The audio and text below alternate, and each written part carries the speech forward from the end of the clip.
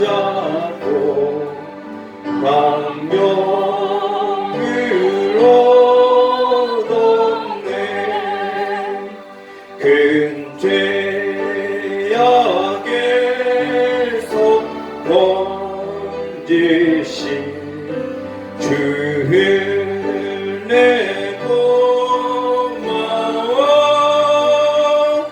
나 처음 믿은 그 시간 귀하고 귀한 4절 드리겠습니다. 거기서 우리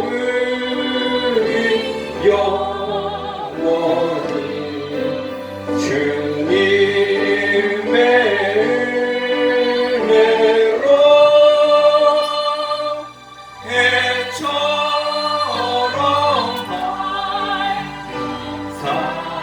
살려서 주 찬양하리라.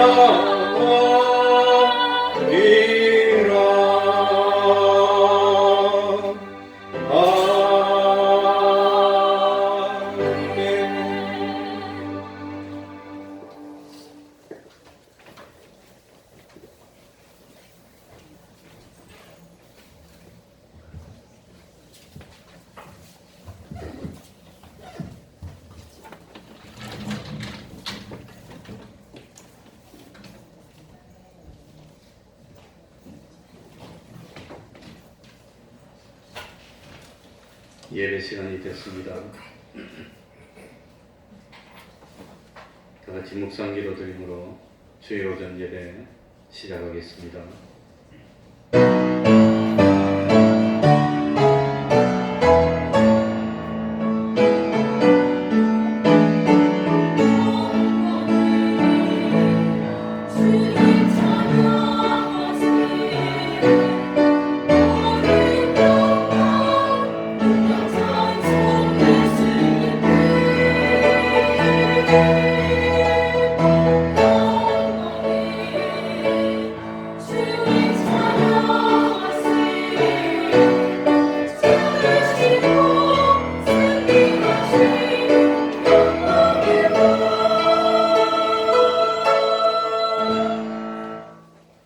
하나님 아버지, 지난 한 주 동안도 동행하여 주시고 변함없이 우리를 사랑하여 주셔서 하나님 앞으로 우리 발걸음을 인도하여 주셨으니 진실로 감사드리고 또한 감사드립니다.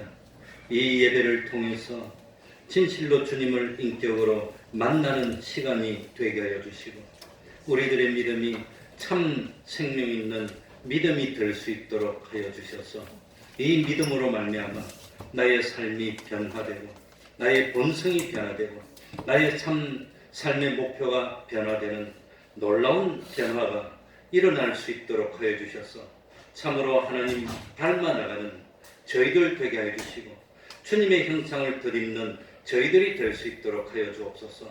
자기만 알고 보이는 세상을 목표로 삶을 살던 저희들이 이제는 하나님이 살아계신 걸 깨닫도록 하여 주시고 세상은 잠깐이지만 이 세상에 살면서 썩을 것으로 심어 영원히 썩지 않는 영광스러운 것으로 거둘 수 있다는 놀라운 구원의 비밀을 깨닫고 세상 사람들이 모르는 참 하나님이 주시는 기쁨을 누리며 참 주님 안에서 보람을 누리고 믿음 생활하는 저희들이 다 될 수 있도록 하나님 아버지시여 은혜 베풀어 주옵소서.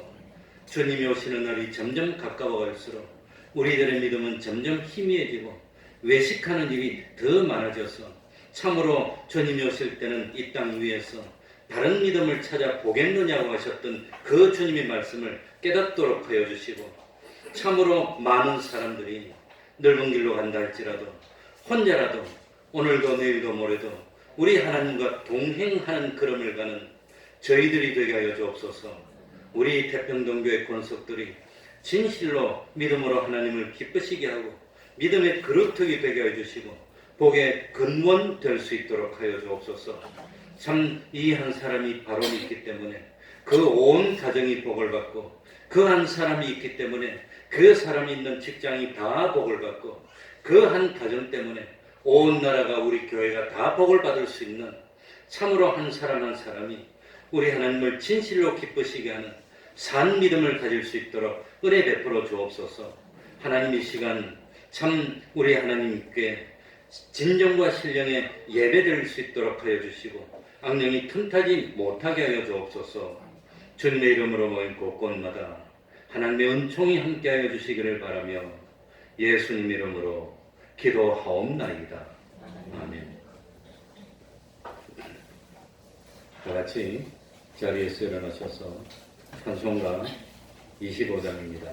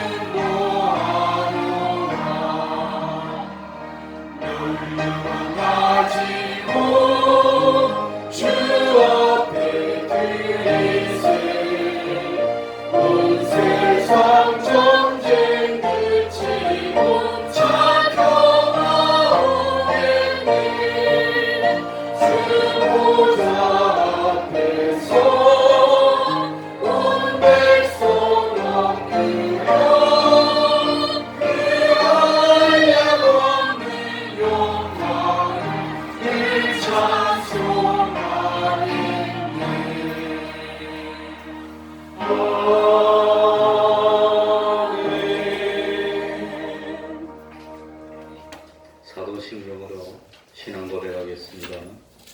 전능하사 천지를 만드신 하나님 아버지를 내가 믿사오며 그 외아들 우리 주 예수 그리스도를 믿사오니 이는 성령으로 잉태하사 동정녀 마리아에게 하시고 본디오 빌라도에게 고난을 받으사 십자가에 못 박혀 죽으시고 장사한 지 사흘 만에 죽은 자 가운데서 다시 살아나시며 하늘에 오르사 전능하신 하나님 우편에 앉아 계시다가 저리로서 산자와 죽은 자를 심판하러 오시리라. 성령을 믿사오며 거룩한 공예와 성도가 서로 교통하는 것과 죄를 사하여 주시는 것과 몸이 다시 사는 것과 영원히 사는 것을 믿사옵나이다. 아멘. 자리에 앉으셔서 찬송가 262장입니다. 262장입니다.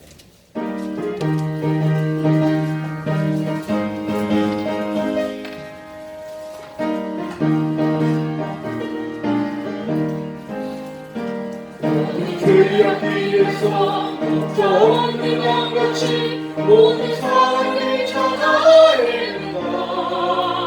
자비하신 하나님 독생자를 보내사 너를 친구니 모시고 이때라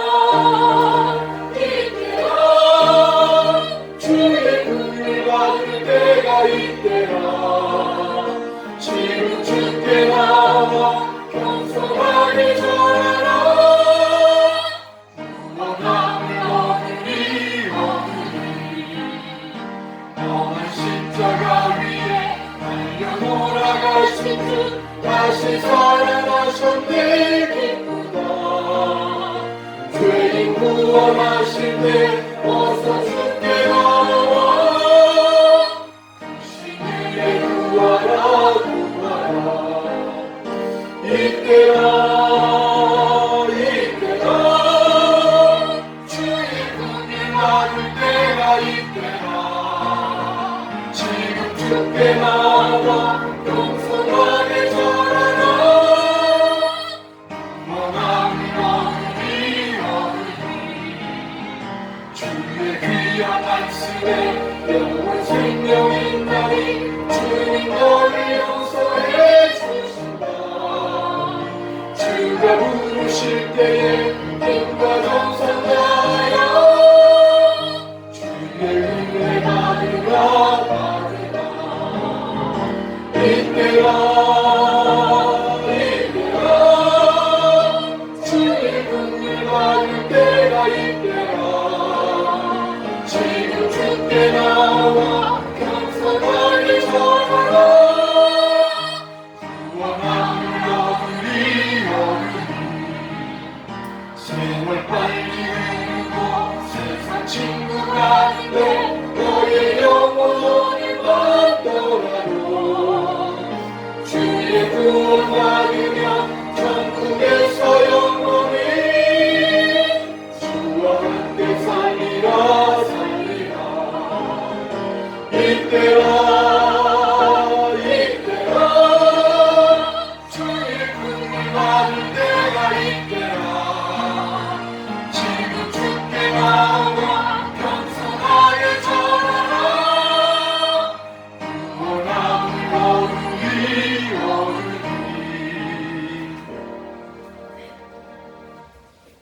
이 시간에는 교동문 6번을 교도하겠습니다. 교동문 6번입니다.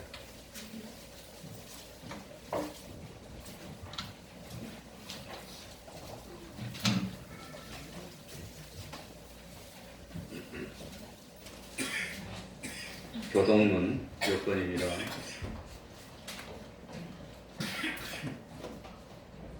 여호와여 주의 장막에 유할 자 누구오며 주의 성산에 거할 자 누구오니까 정직하게 행하며 공의를 일삼으며 그 마음에 진실을 말하며 그 혀로 참소치 아니하고 그 벗에게 행악지 아니하며 그 이웃을 폄하지 아니하며 그 눈은 망령된 자를 멸시하며 여호와를 두려워하는 자를 존대하며 그 마음에 성원한 것은 해로울지라도 변치 아니하며 별로 꾸이지 아니하며 뇌물을 받고 무죄한 자를 해치 아니하는 자니 이런 일을 행하는 자는 영영이 여동치 아니하리이다.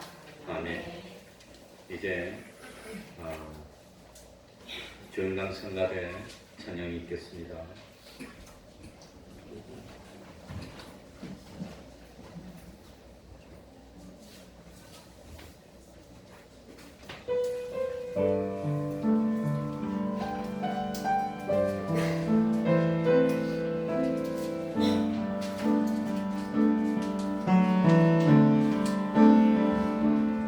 내가 천사의 말 한다 해도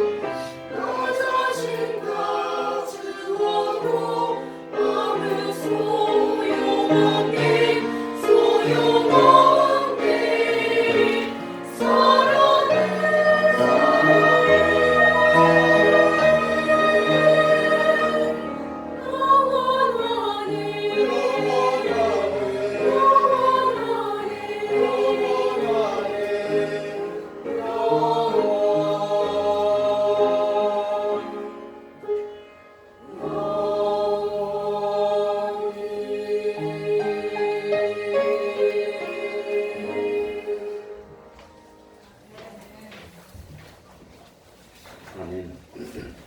이 시간에는 조천상 집사님 예배를 위해서 기도해 주시겠습니다. 다 같이 기도드리겠습니다.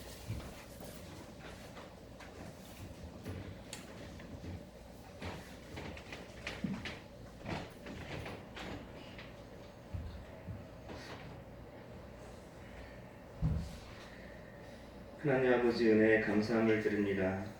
오늘 하나님께서 복된 날, 기쁜 날, 참 감사한 날을 저희에게 허락하여 주시고 오늘 이 귀한 복된 예배의 자리로 저희 한 사람 한 사람 불러주셔서 우리의 입술과 우리의 마음으로 하나님을 예배하고 그 성호를 찬양할 수 있도록 하나님 불러 모아주신 은혜에 감사함을 드립니다. 하나님 저희에게 은혜로 이 귀한 예배를 베풀어 주셨사오니 하나님 이 예배를 통하여서 우리가 하나님을 바로 알아가게 해주시고 하나님의 그 높으신 뜻을 잘 깨달아서 삼가 들어서 또 세상에 나가 살 때 여세 동안 하나님 받은 말씀을 잘 준행하며 살 수 있는 청종의 삶을 살아드리는 저희들 될 수 있도록 주여 저희와 함께하여 주시옵소서. 이 시간 나왔건대 하나님 저희에게 담대한 믿음을 허락하여 주시옵소서. 물 위로 걸어오라 하실 때에 아멘 주만 바라보고 주만 의지하고 축교로 나아갈 수 있는 저희들이 될 수 있도록 하나님 저희들의 한 사람 한 사람의 모든 믿음을 반석 위에 세워 주시옵소서. 세상을 능히 담당할 수 있는 세상의 풍조를 쫓지 아니하고 그 가운데 살면서도 오직 하나님의 말씀을 표들에 삼고 날마다 한 호흡 한 호흡 주님과 하면서 주님 지신 지고 걸어가신 그 십자가의 길을 담대히 기쁘게 찬양하며 좁은 길을 쫓아갈 수 있는 저희 한 사람 한 사람의 믿음이 될 수 있도록 주여 이 예배를 통하여서 변화시켜 주시고 바로 세워 주시옵소서. 우리가 살 동안 한번 죽는 것은 정한 것이지만 그 후에 있는 심판을 또 그 후에 있는 영원한 보응을 하나님 기억하면서 오늘 하루가 나의 영생을 책임진다는 판단한다는 가름한다는 그런 각오를 가지고 주님과 동행하며 동사하며 주님과 뜻을 같이하며 살기를 기뻐하며 한 걸음 한 걸음 하루하루를 살아드릴 수 있는 저희 모두가 되게 하여 주시옵시고 이 예배를 통해서 우리 허물어진 마음들이 하나님 회복되게 해주시고 세상으로 인해 상처받은 우리의 심령이 다시 강건해지는 다시 넉넉해지는 주님의 은혜로 말미암아 모든 것이 치유되고 기쁨을 얻게 되는 그러한 예배로 인도하여 주시옵소서. 우리 태평동교회 각 권석들과 가정들과 기관들을 하나님께서 붙잡아 주시옵소서.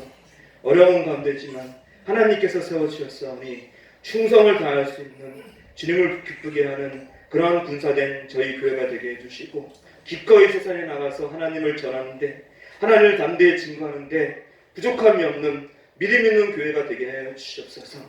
날마다 기도하게 해주시고 날마다 하나님께 무릎 꿇고 부르짖게 하여 주시옵소서. 하나님의 긍휼을 바라고 하나님의 역사하심을 간절히 소망하는 믿음 있는 교회가 되게 하여 주시옵소서. 이 마지막 때에 하나님의 그 진리의 깃발을 높이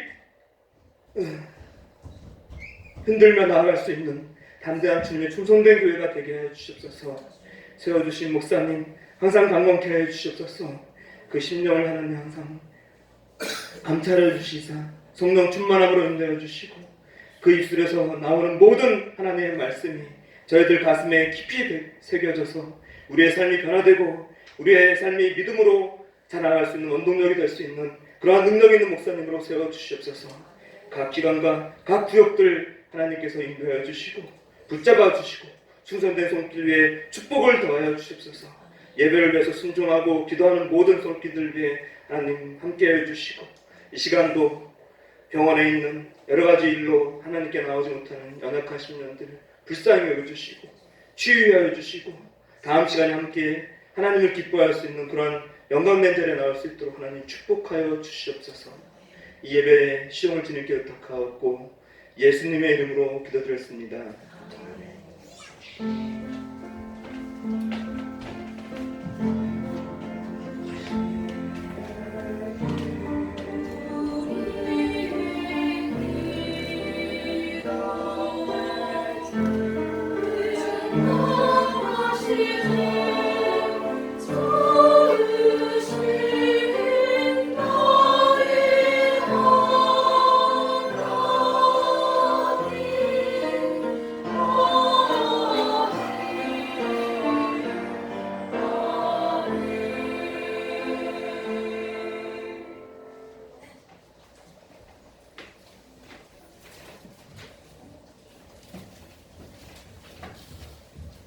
하나님의 말씀은 마태복음 10장 1절입니다.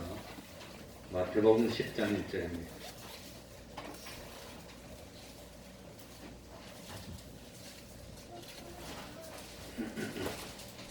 제가 읽겠습니다. 예수께서 그 12 제자를 부르사 더러운 귀신을 쫓아내며 모든 병과 모든 약한 것을 고치는 권능을 주시니라.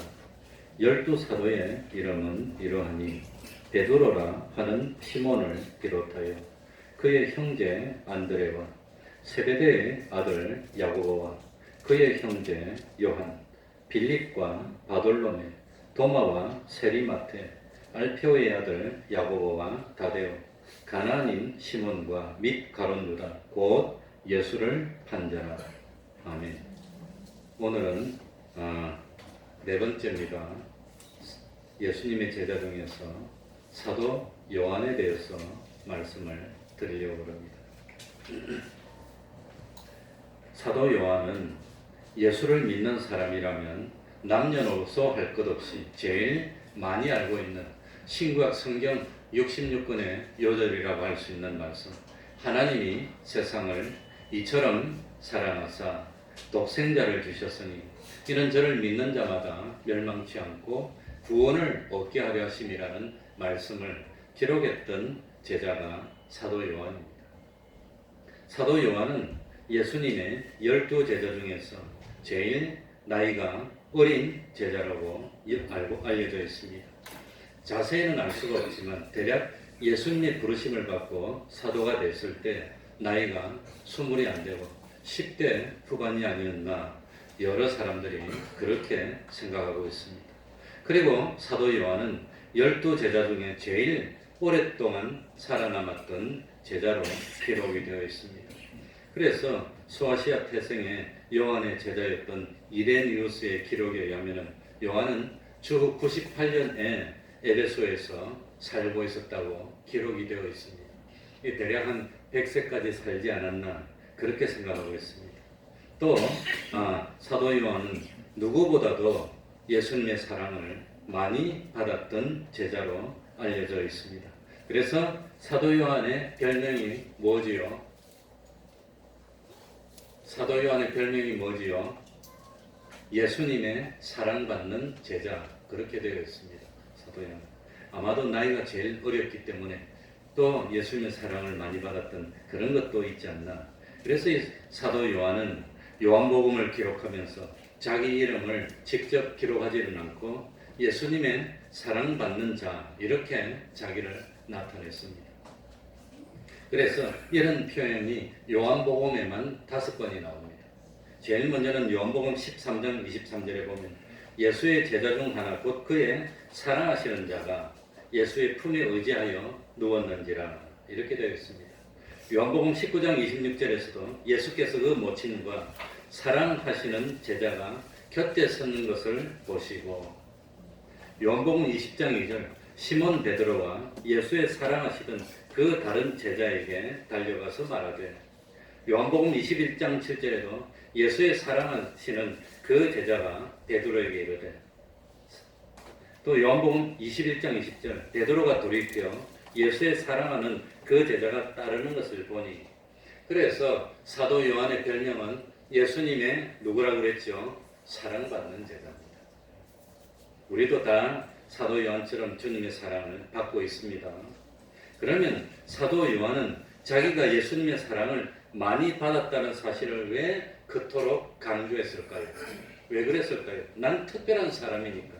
난 정말 주님의 사랑을 이렇게 많이 받았던 사람이니까. 그걸 강조하기 위해서 주님의 사랑을 많이 받았다는 걸 강조했을까요? 그래, 누구나 그런 생각을 할 겁니다. 우리 형제가 많이 있는데 아버지는 그 중에 특별히 나를 좋아하셔. 나를 사랑하셔. 그런 말을 하는 사람도 있죠.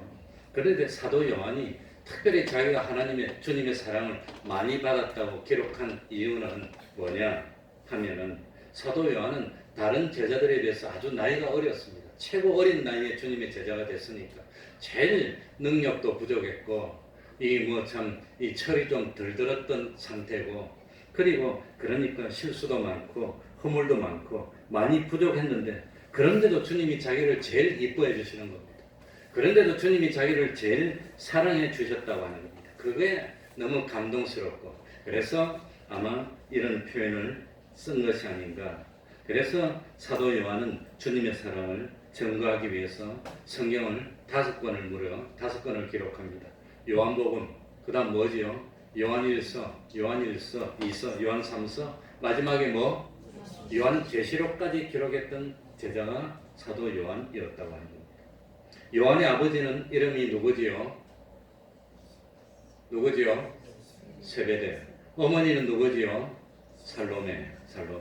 요한의 형은 이름이 누구지요? 야고보. 큰 야고보가 요한의 형입니다. 그러니까 우리가 아는 대로 요한의 아버지 세베대는 어업을 했습니다. 그런데 성경에 보니까 참 품꾼을 고용했다고 나오는 것 보니까 아마 배도 여러 척 가지고 그 다음에 일꾼을 고용해서 어업을 했던 그런 사람이었고 그리고 갈릴리 이스라엘의 저 북쪽의 시골인 갈릴리에 살았지만 이 이스라엘의 수도인 예루살렘에 있는 대제사장하고 안면이 있을 만큼 제법 부유한 삶을 살고 그리고 이렇게 좀 사회적으로도 여러 사람하고 좀 알려지고 그러지 않았을까 하는 추측을 합니다. 그리고 사도 요한은 자기 형 야고보와 함께 직업이 뭐였죠? 어부였습니다. 그래서 성경에 보니까 베드로와 안드레하고 동업을 했다고 되어 있으니까 베드로, 안드레, 야고보, 요한 이 형제 네 사람은 주님의 제자가 되기 전부터 서로 알고 있던 사이입니다. 서로 같은 동네에서 같이 물고기를 잡고 아주 친했는데 네 사람이 다 같이 주님의 제자가 된 겁니다. 그리고 주님의 제자가 되고 난 뒤에도 주님과 가장 가까웠던 12제자 가운데 첫 번째 그룹에 속했던 네 사람이 누구지요? 베드로, 안드레, 야고보, 요한 요 네 명입니다. 특별히 네 명 중에서도 더 친하고 주님과 가까웠던 세 사람이 누구죠? 베드로, 야고보, 요한 요 세 사람이 가까웠다는 걸 알 수 있습니다. 그러니까 주님이 제자를 부를 때도 주님도 갈릴리 가버나움에 살면서 근처에 있던 사람들 중에 불렀으니까 주님의 근처에 있다는 그것도 하나님이 참 축복이고 하나님이 영원 후까지 주님의 제자로 이름이 남아서 영원 후까지 빛날 수 있는 사람으로 만들어줬는데 그 네 사람이 주님이 제자가 되기 전부터 서로 동업했고 아주 친했던 사이였고 주님이 제자가 돼서도 네 사람이 아주 친했다고 하는 겁니다. 특별히 지난번에도 말씀드렸지만 세베대는 자기 큰아들이 난 다 그만두고 이 세상 다 그만두고 주님의 제자가 되기로 했습니다. 그러니까 아버지가 반대를 안 하는 거예요. 그랬더니 둘째 아들도 오더니 나도 주님의 제자가 되겠습니다 했더니 반대를 안 하는 겁니다. 그래 저도 참 뭐 부산에서 아버지가 그 옛날에 7급 공무원이니 얼마나 이 7급 공무원 하면 하루 밥 3끼 못 먹었어요 솔직하게. 뭐 그러니까 우리는 뭐 이남 1년 때 이남 1녀가 등록금 내고 하루 밥 3끼 먹는 돈을 월급으로 못 받았어 옛날에는 7급 공무원 월급이. 그러니까 월급 받을 날이 가까이 오면 25일이 월급날인데 가까이 오면 쌀 떨어져. 집에 먹을 거 없어 그냥. 먹을 거 없으면 밥맛이 그렇게 좋았다고 그냥.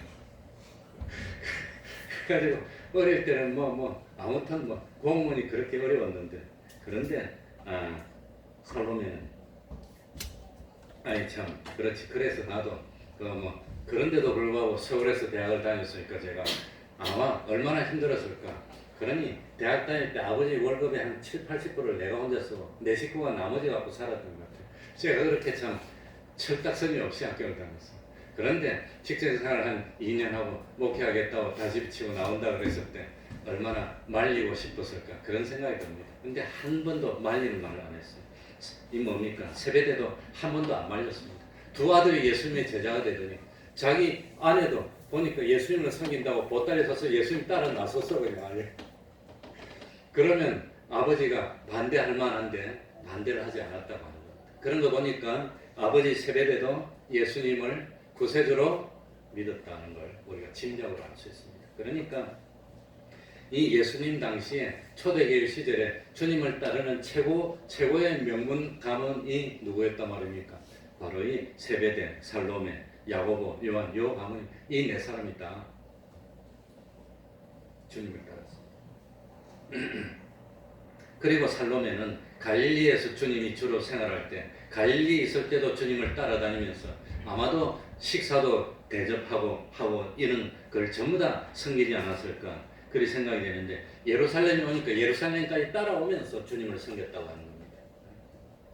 그리고 참 야고보의 뭡니까 사도 요한의 어머니 살로메는 이 예수님이 십자가를 지고 죽은 후에도 그 죽은 후에도 끝났는데도 그런데도 주님 무덤에 찾아가서 주님의 시신에 향품을 넣으려고 시신으로 찾아갔던 여인 중에 한 사람이 살로메였습니다.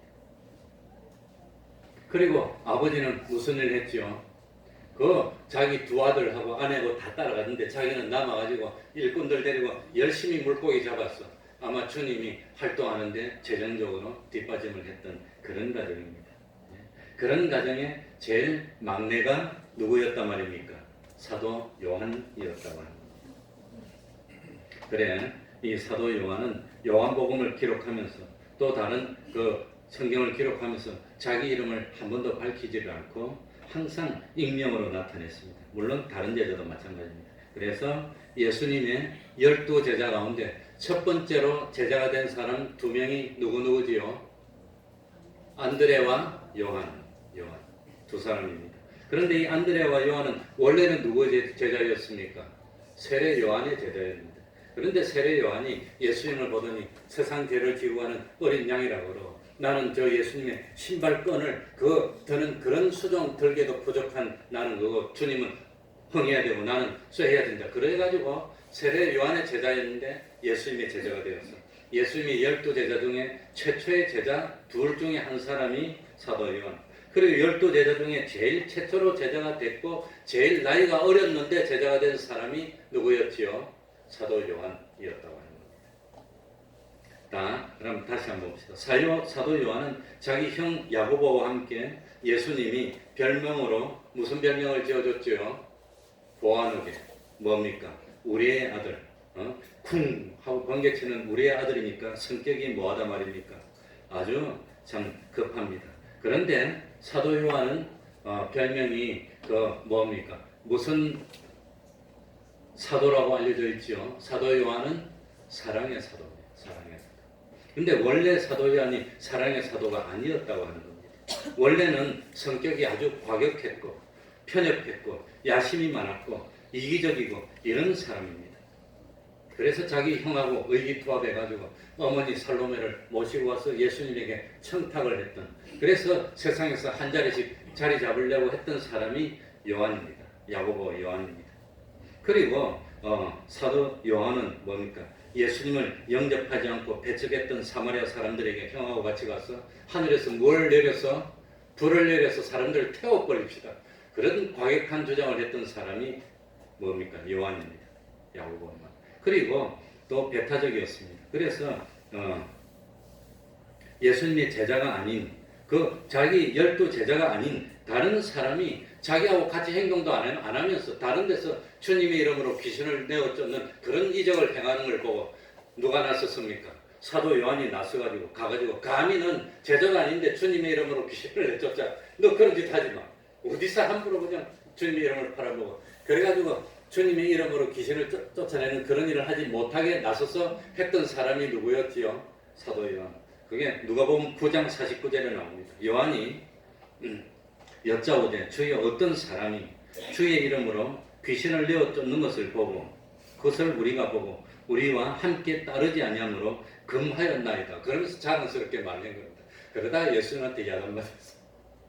그러니까 자기들만 주님의 이름으로 이런 일을 할 수 있는 특권이 있고 다른 사람은 제자도 아니면서 누가 주님의 이름으로 이런 일을 해. 그러면서 그 주님의 이름으로 참 귀신을 쫓아내고 복음을 전하는 일을 못하게 막았으니까 배타적이고 이기적이라고 하는 겁니다. 이랬던 사도 요한이었는데 예수님을 따라다니면서 변화가 됩니다.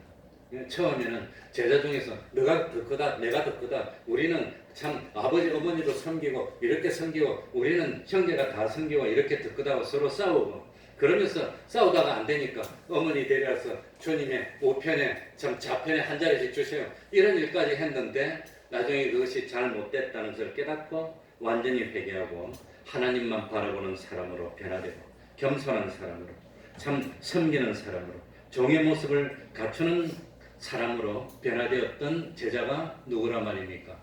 사도 요한이었다는 겁니다. 그래서 요한이 이기적이고 배타적이었는데 나중에는 무슨 사도로? 사랑의 사도가 됐다고 합니다. 그러니까 사도 요한이 성품이 온유해지고 참 사랑이 넘치는 사람이 되고 너그러운 사람이 된 것은 타고난 성품입니까? 예수를 믿음으로 말미암아서 만들어진 성품입니까? 만들어진 믿음 때문에 그런 사람으로 변화되고 만들어진 게 이게 대단하다고 합니다. 그래서 참 결과적으로 말하면 사도 요한 그러면 두 글자 뭐가 생각이 나지요? 사랑이 생각나는 만큼 사람이 바뀌었어요. 우리 바뀌어야 되는데 바뀐다는 것이 쉽지가 않습니다. 어느 참 꽃을 잘 다듬고 나무를 잘 다듬는 정원사가 있었습니다. 이 정원사가 흙을 보고 물어봤습니다. 너는 다 같은 흙인데 어떻게 참 향기로운 냄새를 풍기는 그런 흙이 됐니? 이렇게 물어봤더니 흙이 정원사 보고 뭐라고 대답하냐면 사람들이 나를 그 냄새가 좋은 장미꽃 옆에 항상 놔뒀기 때문에 장미꽃의 냄새가 나한테 스며서 나는 향기로운 냄새가 나는 흙이 됐습니다. 그리 대답했답니다. 이 사도 요한이 원래는 배타적이고 이기적이고 욕심이 많고 성격이 아주 급하고 그런 사람인데 사도 요한이 누구 옆에 있었단 말이지요? 예수님 제일 옆에 바짝 옆에 있었습니다. 그래서 참 1년 2년 지나다 보니까 주님의 향기가 자기 몸속에 스며들어서 주님의 형상을 이루었고 사랑의 성품을 가진 사람으로 바뀌었다고 합니다. 이 사도 요한. 그리고 우리가 아는 대로 사도 요한은 베드로와 야고보와 함께 주님과 가장 가까이 동행을 많이 했습니다. 그래서 회당장 야이로의 딸이 죽었을 때도 베드로, 야고보, 요한. 또 뭡니까? 예수님이 변화산에 올라가서 그 참 사람이 말로 형용하지 못하는 하얀 모습으로 변화돼서 영광중에 나타났을 때도 누구만 따라갔지요? 베드로, 야고보, 요한. 또 예수님이 십자가 지기 전날에도 그 참 기도할 때도 다른 제자는 멀리 있고 바로 옆에까지 따라가서 기도했던 제자가 세 사람 누구지요? 베드로, 야고보, 요한 세 사람. 그 중에 요한이 있었으니까 그렇게 주님을 옆에서 교훈받았고 함께했던 사람이고 특별히 요한은 12 제자 가운데서 예수님의 품에 의지하고 안겼던 유일한 제자가 사도 요한입니다. 주님의 품에 안겼으니까. 그러니까 사람인데 피조물인데 전지전능하신 창조주이신 하나님이신 예수님의 품에 안겨봤던 유일한 제자가 누구였지요? 사도 요한이라고 하는 겁니다. 얼마나 좋았을까? 아마 참 성경에 나오진 않지만 잔치가 있거나 식사가 있거나 큰 일이 있을 때마다 사도 요한은 예수님 옆에 있다가 예수님의 이 기대 갖고 안기고 예수님이 안아줬던 유일한 제자. 그러니까 주님의 사랑을 얼마나 많이 받았을까, 다른 사람보다 특별히. 그래서 예수님이 잡히시던 새벽에 처음에는 사도 요한도 무서우니까 예수님을 딱 잡을 때 뭡니까? 10명의 제자들이 다 도망가고 사도 요한도 도망가고 그 다음 누구만 남았습니까? 베드로만 남아서 칼 가지고 저항을 하다가 나중에 베드로도 도망가고 11명이 다 도망갔습니다. 그러다가 자기 발로 2명이 돌아옵니다. 누구누가 돌아왔지요? 사도 요한이 돌아오고 또 누가 돌아왔습니까? 베드로가 돌아왔어요. 그래가지고 예수님이 대제사장 안나스의 집들에서 이제 재판을 받을 때 이 사도 요한은 안면에 있어서 들어갔는데 베드로는 못 들어오고 바깥에 있을 때 누가 데리고 들어갑니까? 사도 요한이 베드로를 데리고 안에 들어갔어요. 그랬다가 베드로는 3번이나 예수님을 부인하고 도망갑니다. 그런데 끝까지 도망가지 않고 주님의 옆에를 지켰던 유일한 제자가 누구였지요? 사도 요한이었다고. 그래서 마침내 예수님이 이 골고다 언덕에서 십자가를 지실 때 십자가에 매달렸을 때도 도망가지 않았고 예수님이 십자가에 매달려서 죽어가는 모습을 옆에서 지켜봤던 유일한 제자, 그 제자가 누구지요? 사도 요한이었다고. 그러니까 우리가 알기로 주님이 십자가를 질 때 제자들이 다 도망갔는데 사실은 다 도망간 게 아니라 한 사람은 끝까지 옆에 있었습니다. 누가 옆에 있었지요? 사도 요한이 끝까지 옆에 있었다. 죽는 모습을 지켜봤다고 하는 겁니다. 그래서 요한복음에는 예수님이 십자가에 달리시고 참 그 골고다 언덕을 올라가는 고난에 대해서 마태복음, 마가복음, 누가복음에는 없는 그런 기록들이 요한복음에만 많이 나온다고 합니다. 왜입니까? 마태, 마가, 누가는 뭡니까? 이 직접 눈으로 목격을 못해서 옆에서 들었어요. 그런데 제자 요한은 직접 눈으로 목격했다고 하는 겁니다. 그래서 예수님이 재판받는 그런 모습들, 그 다음에 예수님이 십자가에서 고통하는 모습들, 죽으시는 모습을 다른 제자들이 쓴 공간복음에 나오지 않는 독특한 그런 내용들이 요한복음에는 많이 나옵니다. 그 중에 특별히 요한복음 19장 30절 보면 예수께서 신 포도주를 받으신 후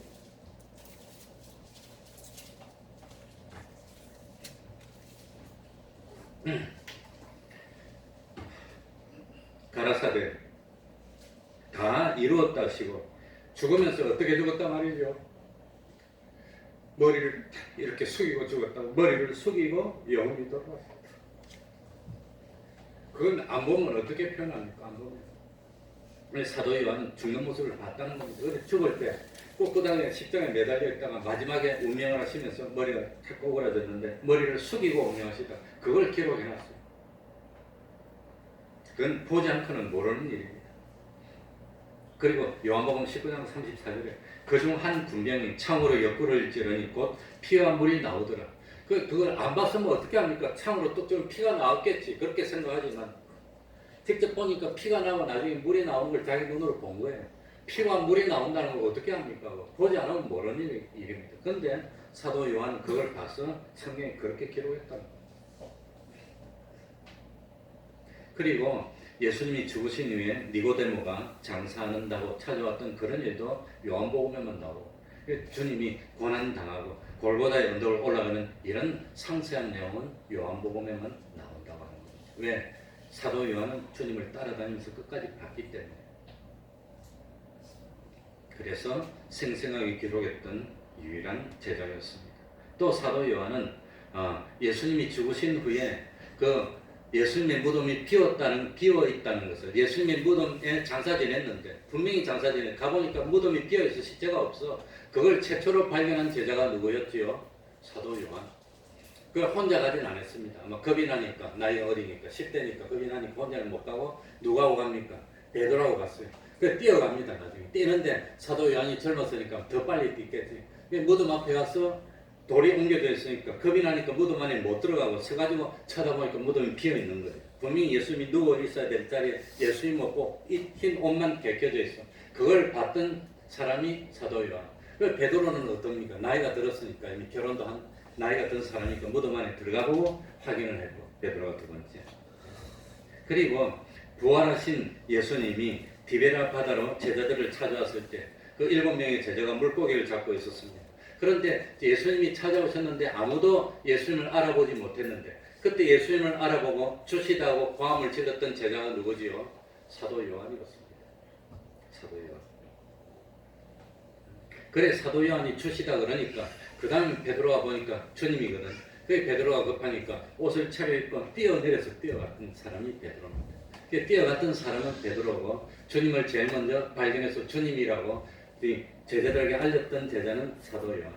그런데 왜 다른 제자들은 다 못 알아봤는데